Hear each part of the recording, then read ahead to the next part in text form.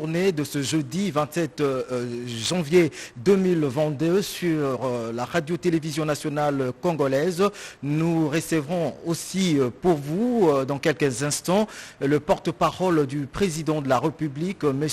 Kasongo Mwema Yamba, qui vient pour la présentation de quelques ordonnances signées par le président de la République. Bonjour M. Kasongo. Bonjour, M. John Djibou. Je serai à vous dans pas longtemps. Pas de problème. Nous, ce journal, après les discussions sur la répartition de tâches entre le secteur et le cabinet du président de la République, le comité politique de pilotage du programme de développement à la base des 145 territoires, s'est de nouveau réuni hier dans la soirée autour du président de la République, Félix Antoine Tshisekedi Tshilombo, afin de faire le point de la mise en œuvre du projet et du calendrier qui est en cours de préparation. Reportage Elvira Pandou, Claude Mbouy.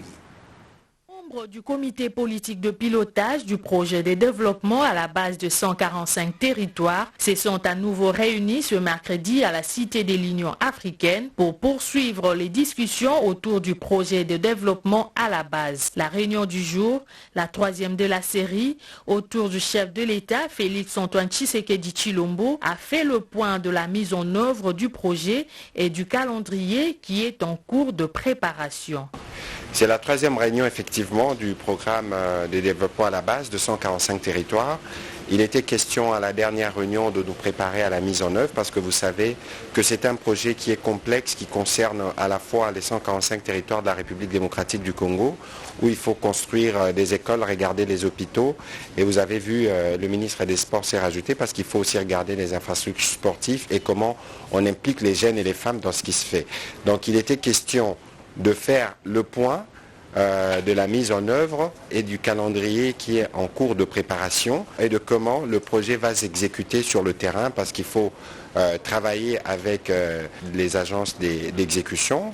Il y aura évidemment une part qui sera réservée à nos régies, à nos structures locales. Il était question de regarder tous les dossiers administratifs, contrats et tout le reste. S'agissant du lancement du dit projet, le ministre de la Communication et porte-parole du gouvernement, Patrick Mouyaya, a laissé entendre que le souhait du président de la République, c'est de donner les coups d'envoi sur plusieurs autres territoires du pays. Le projet a déjà été lancé. N'oubliez pas que le Premier ministre a été à la fois dans les territoires de Kwango et dans le territoire de Songololo, dans le Congo central et pour lancer des programmes pilotes. D'ailleurs, bientôt, on va montrer ce qu'il en est plusieurs mois après. Et donc là, on est en train plutôt de travailler pour que cette fois-ci, la dynamique soit donnée partout en même temps pour que nous puissions être en mesure de répondre aux besoins de nos populations suivant la volonté du président de la République. Construire les écoles, les hôpitaux, ainsi que des infrastructures sportives, ces projets voulus par le chef de l'État visent l'amélioration des conditions de vie de populations rurales. Sachez qu'une autre rencontre entre les comités et le garant de la nation est prévue la semaine prochaine. Je le disais tantôt, nous recevons sur ce plateau le porte-parole du président de la République, M. Kasongo Mwema Yamba, qui vient pour la présentation des quelques ordonnances signées par le président de la République. Encore une fois, bonjour M. Kasongo. Bonjour John Djibou. Il s'agit exactement de deux ordonnances. La première, l'ordonnance numéro 22-010 du 25 janvier 2022, portant nomination d'un directeur général d'un service public dénommé Bureau central de coordination, en abrégé BCECO. Le président de la République, vu la Constitution telle que modifiée par la loi numéro 11-002 du 20 janvier 2011, portant révision de certains articles de la Constitution de la République démocratique du Congo du 18 février 2006, spécialement en ses articles 69, 79, 81 et 221. Vu le décret numéro 039-2001 du 8 août 2001 portant création, organisation et fonctionnement du Bureau central de coordination, en abrégé BCECO, spécialement en ses articles 1er, 9 et 17, alinéa 1.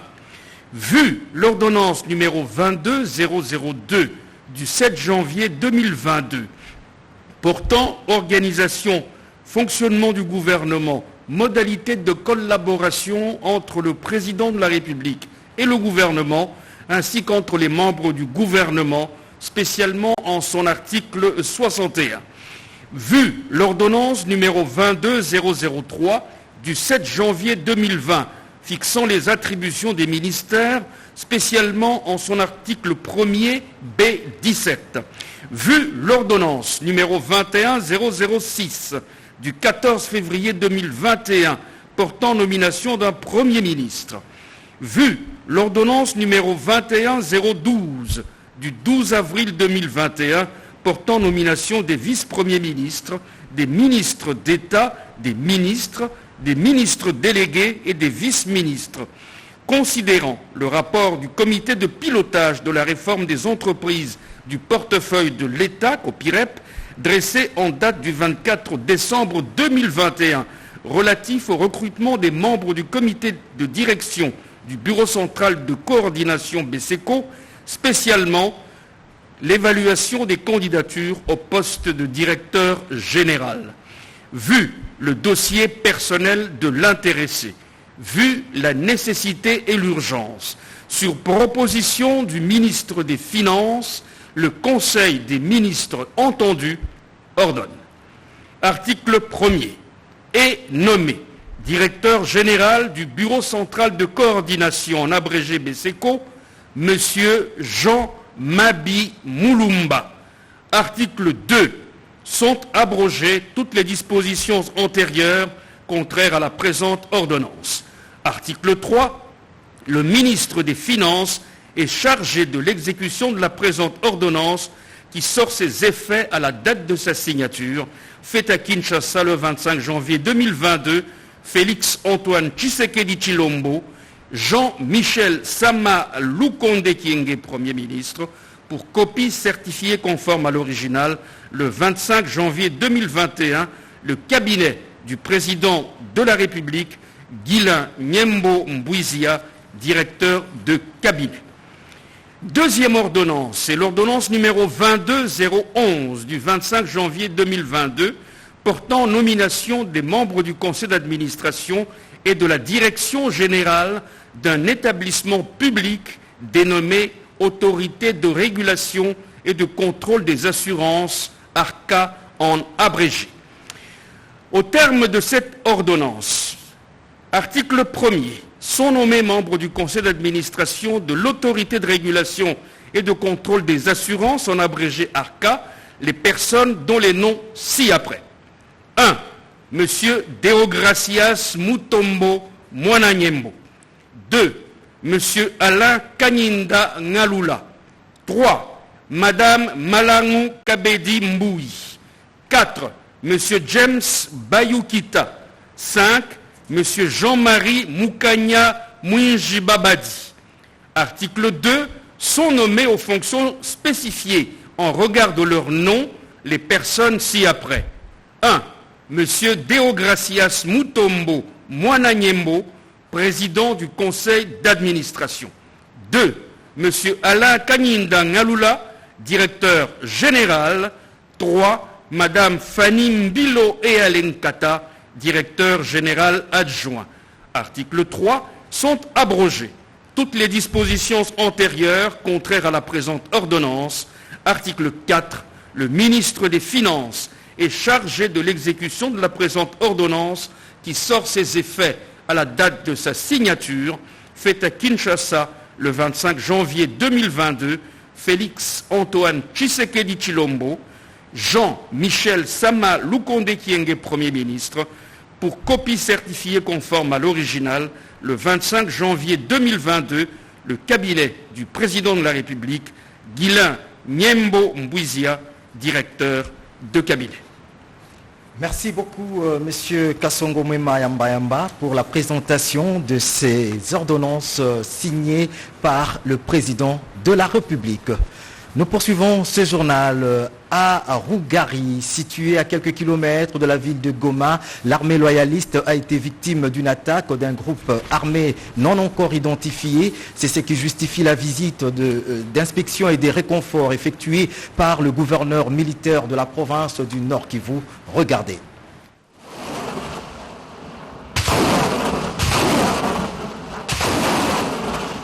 Le gouverneur du Nord Kivu, le lieutenant-général Constant Ndima, a effectué ce mercredi 26 janvier 2022 une visite d'inspection et de réconfort des troupes des FARDC basées à Rougari, où l'armée loyaliste a été victime d'une attaque d'un groupe armé non autrement identifié, et cela depuis le lundi 24 janvier dernier, autour de 23 h à Rougari, situé à plus ou moins 45 km de la ville de Goma.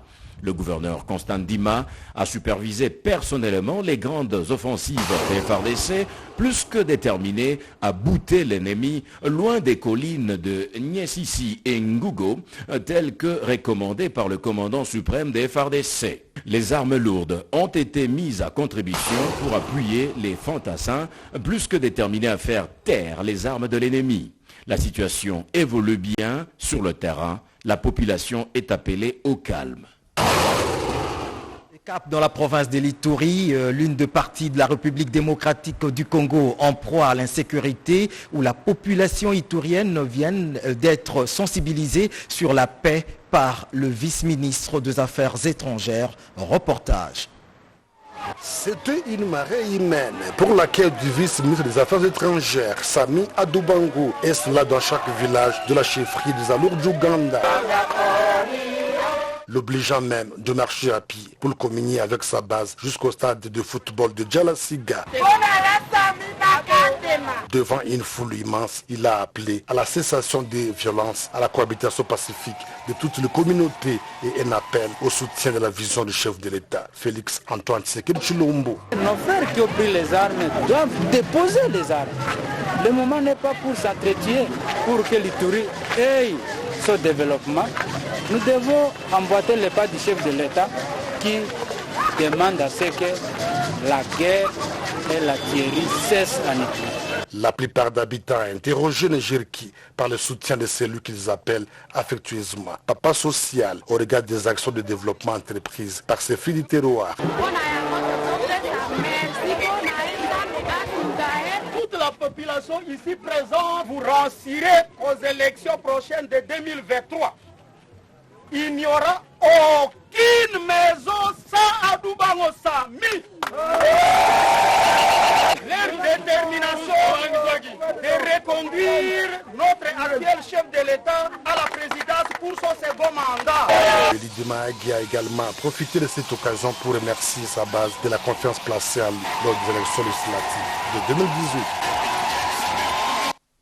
L'actualité, c'est également la poursuite des états généraux de la communication et médias, éclatés en 3 commissions mises en place, à savoir celle des textes, celle de la politique nationale de la communication et des réflexions sur la mise en place du Conseil national de la presse CNP, ainsi que celle de la viabilité des médias. Cette deuxième journée de ces assises a été marquée par la visite du ministre de la communication et médias, Patrick Mouyaya Katembwe, qui a tenu à se rassurer sur le bon déroulement des travaux en commission. Reportage Blaise Bokokia.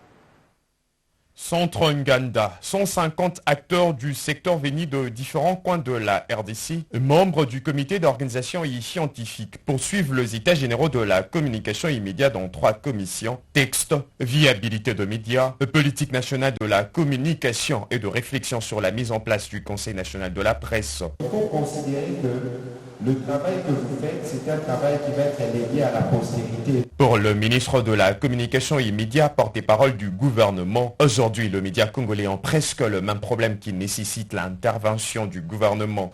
Mais pour que l'État agisse, l'État doit être guidé. Le premier défi auquel nous faisons face pour ce qui concerne les médias, c'est d'abord leur identification. Mais il y a d'autres problèmes qui sont aussi liés à la viabilité des médias. C'est par exemple leur rapport au fisc et tout le reste. C'est des choses qui ne peuvent être abordées que de manière globale. Au sujet de la viabilité des médias, le coordonnateur du réseau de médias communautaires de l'espace Katanga plaide pour une attention particulière. Les radios communautaires travaillent dans d'énormes difficultés. Ces radios ont du mal à générer des revenus. De propos renforcés par le vice-président national de l'UNPC. C'est au cours de ces assises que nous allons faire entendre le voix de radios communautaires actives. Jean-Marie Kassamba, président de l'UNPC Kinshasa, parle plutôt de la politique nationale de la communication. Nous voulons casser l'image qu'on a toujours donnée de notre pays, un pays sans communication stratégique. À la commission texte, 3 grands textes font objet de débat. Le premier texte, c'est le projet d'une nouvelle loi sur la presse, la loi de 96, qui doit être modifiée. Le deuxième texte qui nous concerne, c'est l'ordonnance de 81 sur le statut de journaliste. Et le troisième texte, c'est un projet de moratoire sur les arrestations des journalistes. Deux travaux qui vont... Restons toujours dans le secteur des médias pour parler de l'ouverture de l'atelier de renforcement des capacités des professionnels de médias et porte-parole du gouvernement sur l'approche Une santé et communication de risque en République démocratique du Congo. Reportage Magui Moussanda.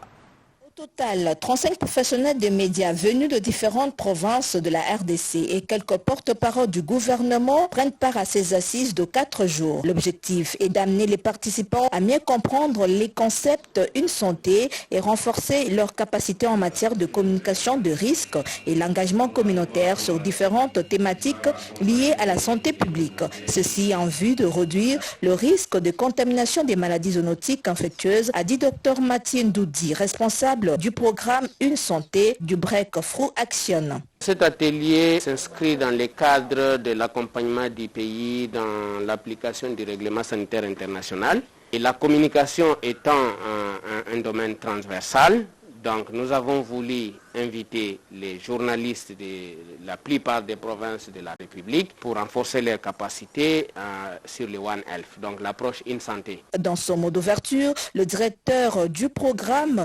national de communication pour la promotion de la santé, Raoul Kamanda, représentant du ministre de la Santé publique Jean-Jacques Mbungani, a souligné que les maladies épidémiologiques sont liées à la trilogie environnement, animal et l'homme, d'où la nécessité d'améliorer la communication des hommes et femmes des médias pour le changement positif du comportement de communauté. Au nom de son Excellence, Monsieur le ministre de la Santé, sous la supervision du secrétaire général, je déclare ouvert les travaux avec toute la participation de nous tous.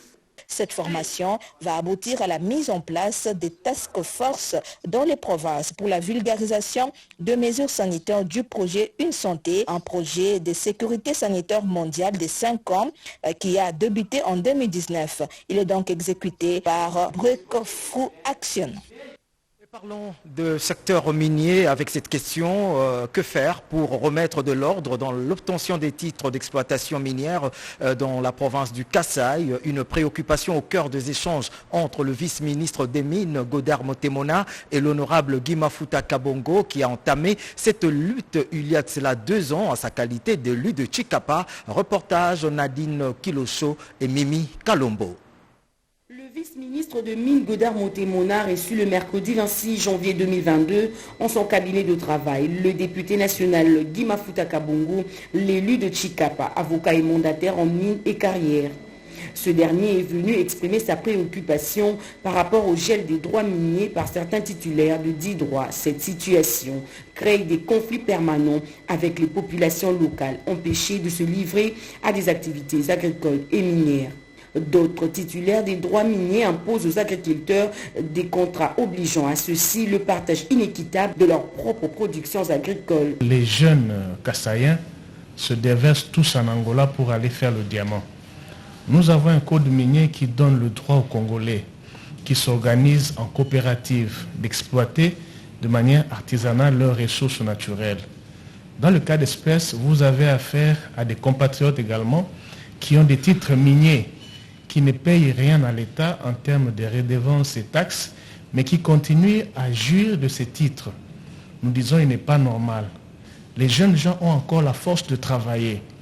Pourquoi ne pas annuler ces titres miniers, les transformer en zones d'exploitation artisanale En réaction aux préoccupations du député Guy Mafuta, le vice-ministre de Mines Godard Montemona s'est montré réceptif et a annoncé à son hôte qu'une commission est déjà à pied d'œuvre pour examiner le cas de recours des droits déchus et a souhaité qu'une liste des permis concernés pour Chikapa soit communiquée au ministère pour examen au cas par cas et le tout dans le respect du code minier. Mine, on en parle encore dans ce journal avec la Direction générale des centres d'expertise, d'évaluation et des certifications des substances précieuses et semi-précieuses, CEEC, qui a ouvert un atelier sur les terres rares. Ces travaux s'inscrivent dans la perspective de la mise en charge des minerais dits de terres rares dans la chaîne de traçabilité tels que le colombo-tantalite et les lithium. Reportage Paulette Lomba et Nadine Futuka. L'accroissement de la demande des produits miniers sur le marché international des matières premières interpelle certes. La Direction générale du Centre d'expertise, d'évaluation et de certification des substances précieuses et semi-précieuses CEEC l'a si bien compris. Les dispositions y relatives sont ainsi mises en œuvre par l'administration centrale des services et les établissements publics rattachés au ministère de Mines. C'est la raison des travaux de l'atelier sur les terres rares ouvert ce mercredi 26 janvier 2022 au Centre d'études pour les actions sociales CEPAS par les directeurs généraux du CEEC dans la commune de la Gombe. Selon Freddy Mwamba Kanikou, ces travaux s'inscrivent dans la perspective de la mise en charge des minerais dits de terres rares dans la chaîne de traçabilité. En ce qui concerne les substances minérales traditionnelles, au nombre desquelles l'or, le diamant, le cuivre, le cobalt, etc. Elles ont également vu, à la faveur des récentes évolutions technologiques et industrielles, les opérateurs miniers sortir des sentiers battus et se tourner vers l'exploitation des substances nouvelles. Je pense ici à la ruée vers le coltan, la cassitérite et la wolframite. Les substances minérales dont question à cet atelier constituent des intrants essentiels pour les manufactures des pays industrialisés. Ces travaux de CEPAS visent pour l'essentiel l'encadrement optimal de l'exploitation et de la commercialisation de ces types de minerais. La ministre de Mines y a été représentée par un membre du cabinet. Une forte délégation des diplomates européens, canadiens et américains a eu des entretiens hier au Palais de la Nation avec le directeur de cabinet adjoint du chef de l'État en charge des questions politiques, juridiques et diplomatiques, Nicole Tumba Boacha. Les droits de femmes en rapport avec les engagements internationaux en la matière étaient au centre des entretiens. On fait le point avec Kibambe Somo Issa. Les efforts que déploie la République démocratique du Congo en matière de la protection des droits de la femme et de son autonomisation sont salués par des pays partenaires. Une délégation des ambassadeurs l'a dit à Madame le directeur de cabinet adjoint du chef de l'État en charge des questions politiques, juridiques et diplomatiques, professeur Nicole Tumba Boatia. Les droits des femmes en rapport avec les engagements internationaux en la matière étaient au centre de leurs échanges, ont souligné tour à tour les ambassadeurs de Canada et de France au sortir de cette entrevue. Nous avons eu un dialogue avec Madame la directrice adjointe du président de la République sur la question des droits des femmes et notamment des droits de santé sexuelle et reproductive, qui est une question qui concerne évidemment la RDC, les citoyennes de la RDC. Et nous avons eu un dialogue très, très fructueux, très ouvert sur la réalité en RDC et relative également à nos engagements internationaux en la matière. Les pays présents représentés sont la Norvège, la Suède, les Pays-Bas, la Belgique, le Canada et la France, mais d'autres pays, même qui n'étaient pas présents, sont associés à notre démarche. On a pu faire le tour justement des engagements internationaux de la RDC, les féliciter pour leur adhésion rapide au protocole de Maputo et de voir comment tous ces engagements-là se mettent en place ici au pays et on sort très rassuré par un dialogue très positif. C'est un consensus plus large qui vise à appuyer les efforts et la vision de la RDC en matière de protection des droits de la femme et de son autonomisation. Dans ses engagements vis-à-vis des droits de la femme, La République démocratique du Congo soutient également la promotion des droits à la santé reproductive. Le 26 janvier marque la date de la reconnaissance de la Constitution de l'Inde. Cette entrée en vigueur de la Constitution est commémorée chaque année, comme c'était le cas hier, nous font savoir Christine Lenzo et Simon Kankolongo dans ce reportage.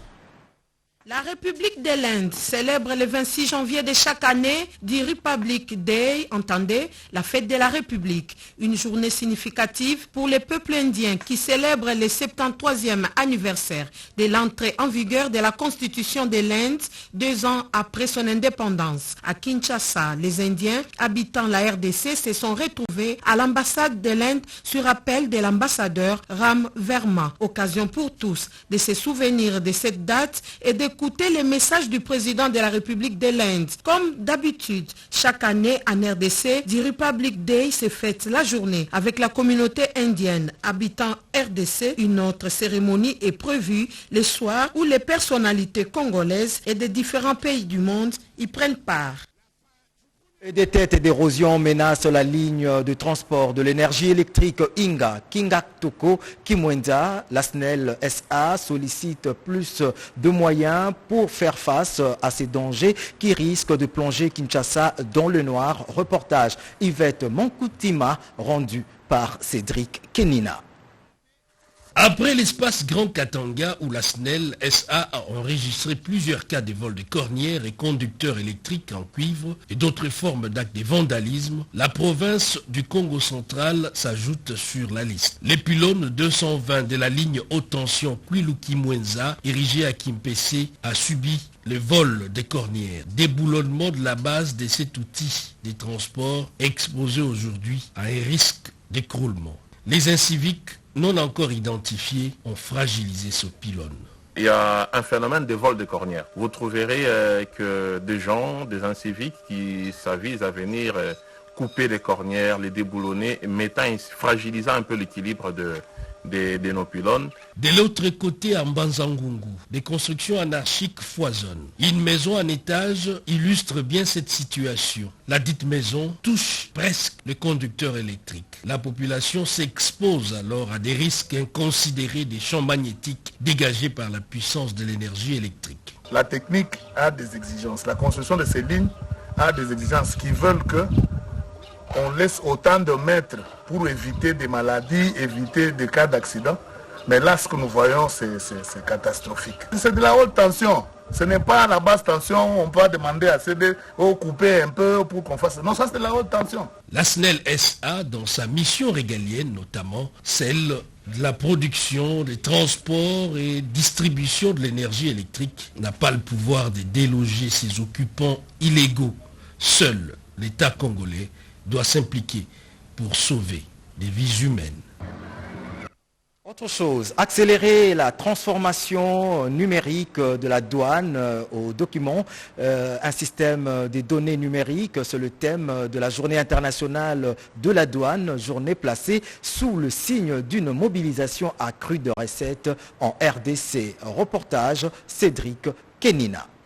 Si l'on s'en tient seulement au thème, l'on peut évidemment tout comprendre des enjeux à l'échelle mondiale. Accélérer la transformation numérique de la douane en développant une culture, système de données. C'est là le thème autour duquel la journée internationale de la douane a été célébrée. Madame le directeur général des douanes et accises, Blandine Kawanda Walwom, à la tête de la nouvelle équipe, la DGDA, a souligné pour la circonstance l'importance des réformes au sein de cette régie financière pour plus de performances, rejoignant ainsi la vision du chef de l'État Félix Antoine Tshisekedi dans la mobilisation accrue des ressources internes. Ma vision pour 2022 à court terme est d'abord de pouvoir remettre les douaniers, agents et cadres au travail pour que nous puissions atteindre les objectifs qui nous sont fixés par le gouvernement. C'est dans la droite ligne de la vision du chef de l'État que vous connaissez et dans celui du programme du gouvernement. Son adjoint en charge des questions techniques, Bernard Kabessi, a abordé les sujets liés aux innovations apportées dans le tarif douanier aligné sur la nomenclature du système harmonisé. Une journée qui s'est clôturée par une note satisfaisante, annonçant ainsi les couleurs de la nouvelle dynamique imprimée par la nouvelle équipe à la tête de cette régie financière. Un retraité à la DGDP, César Mumba, c'est son nom, c'est le retraité de la Direction Générale de la Dette Publique. Il est arrivé fin carrière, il a atteint le sommet du service rendu à la Nation. Le directeur général de la DGDP, Laurent Batoumona, a reconnu ses mérites. C'était aussi une occasion pour lui de faire appel aux bailleurs de fonds pour l'appui et la promotion de cette entreprise. Reportage Peggy Mukunda. Après de bons et loyaux services rendus à la Direction Générale de la Dette Publique, DGDP, en République démocratique du Congo, le directeur César Mumba vient d'être honoré et récompensé après 30 années de services abattus. Une initiative personnelle du directeur général de la DGDP, Laurent Batoumona. Ce dernier a tenu à honorer ses retraités avec un parcours parfait, sans tâche, pour être arrivé au sommet de sa carrière. Cette cérémonie était aussi une occasion pour le directeur général Laurent Batoumona de faire la promotion de cette structure et ainsi sensibiliser les bailleurs de fonds et les entreprises de l'État. Un exemple de dévouement à imiter, à signifier les directeurs administratifs de la DGDP aux agents et cadres présents à cette cérémonie. Ainsi, Jean-Pierre Moukadi Moubenga a tenu à remercier le directeur général pour cet acte posé à l'endroit du retraité César Mumba. Même message lancé par la Confédération syndicale du Congo pour l'expertise rendue au sein de la DGDP par les directeurs retraités. Quelle joie immense pour les retraités pour cette initiative combien louable du directeur général. Occasion pour lui de demander aux autres d'emboîter ses pas, des technicités pour leur service au sein de cet organe. Puis s'en est suivi la remise de présents par Laurent Batoumona et ses congénères, à savoir un congélateur, des carreaux à titre symbolique, des chemises, eau de toilette et tant d'autres. La route Kindu-Kabongo, longue de 245 km au sud de la province du Maniema, se trouve dans un état de dégradation totale. Pour sa réhabilitation rapide et le traitement des bourbiers, le gouverneur intérimaire Afani Idrissa Mangala vient de remettre à l'office des routes 6500 litres de gazole et 350 litres de lubrifiant et une importante somme d'argent pour le début des travaux. Reportage Rodé Ponda. Le tronçon routier compris entre Kindu et Kasongo, long de 245 km sur la nationale numéro 31 au sud du Maniema, est en état de défection criante. Il faut intervenir rapidement pour sa réhabilitation. C'est 24 janvier 2022, le gouverneur intérimaire du Maniema, Afani Idrissa Mangala, avec les moyens propres du gouvernement provincial, a mis la main à la poche pour en sortir 6500 litres de gasoil, plus de 350 litres de lubrifiant et 3500 $ américains en liquide qu'il a remis au directeur provincial de l'Office des routes. Le chef de l'exécutif provincial a précisé que cette quantité de carburant va permettre de réhabiliter les axes routiers allant du PK 33 jusqu'au PK 80 sur la RN 31 Kindu-Kasongo. Tronçon d'intérêt commun, cette action du gouverneur AI Afani Idrissa Mangala rentre dans la matérialisation de la vision du chef de l'État au Maniema.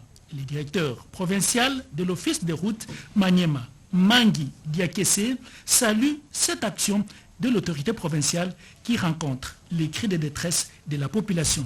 Le gouverneur ayant entendu les cris de la population concernant surtout la route de Kindu-Kasongo, entre Kunda et Kindu, il y a des bourbiers. À peu près 7 ou 8 grands bourbiers qui gênent la circulation des personnes et leurs biens. C'est ainsi qu'il a mis la main dans la poche et bouché les 7 ou 8 bourbiers qui gênent la circulation. pour que nous puissions soulager la misère de la population. Pour les routes en terre, quand il pleut, en principe, on doit arrêter le trafic et attendre 2 heures avant que les véhicules se ferment. Mais pour nous, même s'il pleut, les véhicules passent toujours. Il faut noter qu'en octobre dernier, le gouvernement central a, à travers les FONER, financé la réhabilitation de ces tronçons. Kasongo, Kunda. L'université de Kinshasa tient à utiliser le site de Njili Brasserie et le rentabiliser scientifiquement, socialement et économiquement. Le recteur de l'UNIKIN, le professeur Jean-Marie Kayembe, accompagné des autres membres du comité de gestion, les doyens des facultés ainsi que les partenaires experts ont visité ce terrain pour étude de faisabilité en vue d'y réaliser certains projets. Reportage Rodé Ponda. Cette brousse à perte de vue que l'on trouve en Njili Brasserie, une concession appartenant à l'université de Kinshasa, est une terre à rentabiliser. Par sa nouvelle philosophie et le nouveau credo, l'université de Kinshasa Solutions, le nouveau comité de gestion dirigé par le professeur Dr Jean-Marie Kayembe est déterminé à cultiver cette terre avec la main-d'œuvre scientifique de l'UNIKIN puisée dans l'agro-vétérinaire pour produire beaucoup de manioc et faire l'élevage. Entouré des doyens des différentes facultés, le recteur de l'UNIKIN, Jean-Marie Kayembe, affiche l'espoir et reste optimiste. C'est avec un cœur totalement déchiré, mais un cœur plein d'espoir en même temps. Déchiré parce que c'est un no man's land, c'est un espace totalement abandonné. Le propriétaire s'en est allé sans laisser d'adresse et quiconque voulait y venir, les seigneurs de terre, etc., ont spolié l'espace universitaire. Le comité de gestion est déterminé.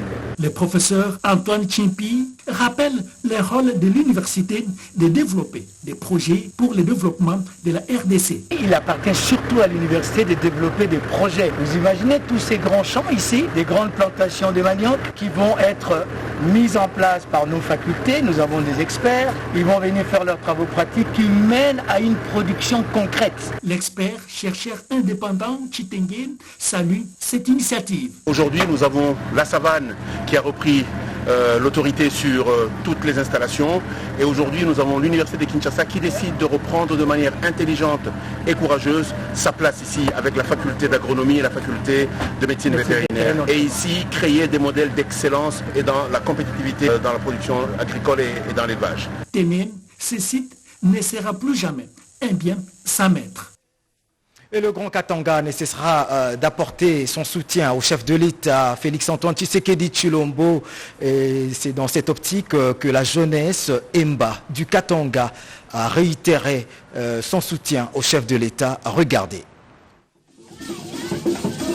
Le cercle culturel Twibunge, regroupant tous les Bahemba, ressortissants des territoires de Kongolo et de Nyunzu dans le Grand Katanga, réitère leur indéfectible soutien au chef de l'État, Félix-Antoine Tshisekedi Tshilombo, pour tous les efforts qu'il déploie afin d'assurer les meilleures aides sociales de la population congolaise.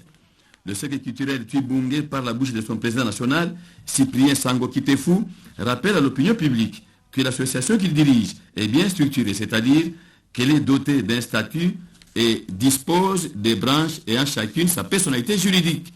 Les mamans, par exemple, se retrouvent dans l'association Choto et les jeunes dans Maungwe.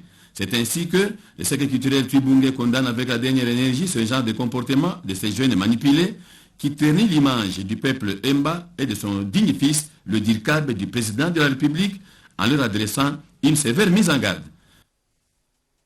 Et la tradition a été respectée à la Direction générale des publicités extérieures de Kinshasa, DGPEC, où les comités de gestion dirigés par Philippe Isangou Mouteba, qui a procédé à l'échange de vœux avec les partenaires et les agents et cadres de la DGPEC. Reportage J.R. Kabomba et Berthe Moukonkole et Lisette Moujinga.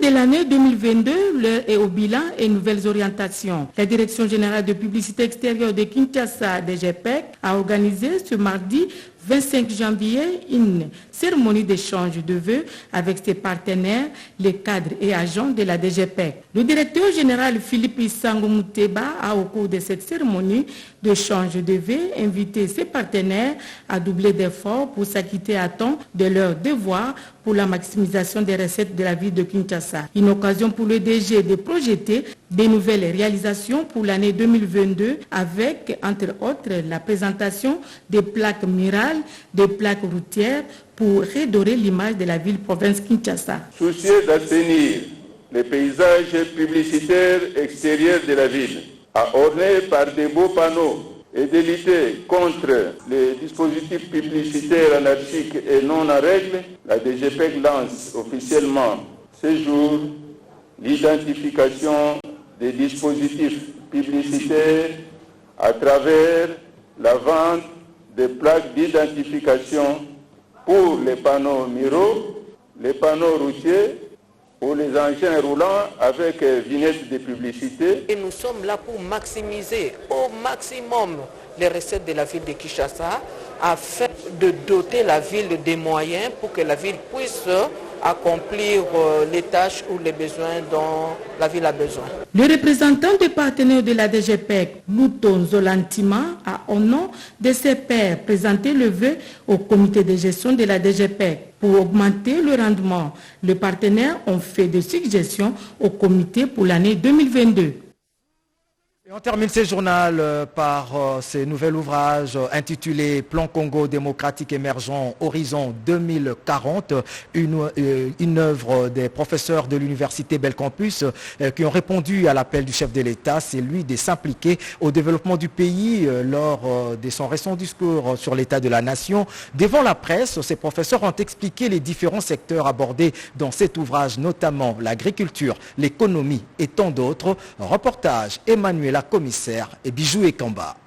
Rien que le nombre de pages pour se rendre compte de l'immense travail abattu par les auteurs de ces livres. 1345 pages, c'est le volume de ce nouvel ouvrage intitulé Plan Congo démocratique émergent Horizon 2040 qui vient de faire sa sortie. Élaboré par plusieurs éminents professeurs de l'université Belcampus, ce document donne dans le moindre détail toutes les pistes pour rétablir d'ici à 2040 un Congo démocratique économiquement fort, prospère et socialement solidaire, régi par une bonne gouvernance. Intervenant chacun dans son secteur, ces professeurs ont démontré devant la presse le bien fondé des 146 programmes, 314 projets et 1835 actions contenues dans cet ouvrage scientifique ambitieux pour rebâtir la RDC. Pour le président du conseil d'administration Boseko Tawacha Léopold, cet ouvrage est un plus-value pour l'émergence de la République démocratique du Congo et répond ainsi à l'appel du chef de l'État Félix Antoine Tshisekedi qui a invité les corps scientifiques à s'impliquer au développement du pays lors de son discours sur l'état de la nation. Le chef de l'État avait insisté pour que les universités et les centres de recherche de la RDC accompagnent le gouvernement. Ce travail, c'est notre contribution en tant que structure scientifique. Belcampus avait pris l'initiative d'élaborer ce plan Congo démocratique émergent. L'agriculture, la pêche et l'élevage, les ressources énergétiques, l'économie, tous ces secteurs sont abordés minutieusement dans cette encyclopédie qui pourra servir de boussole aux décideurs pour le développement de la RDC. Voilà, mesdames et messieurs, c'est par cette note informative que nous bouclons complètement ce journal. Merci de l'avoir suivi. À très vite. Au revoir.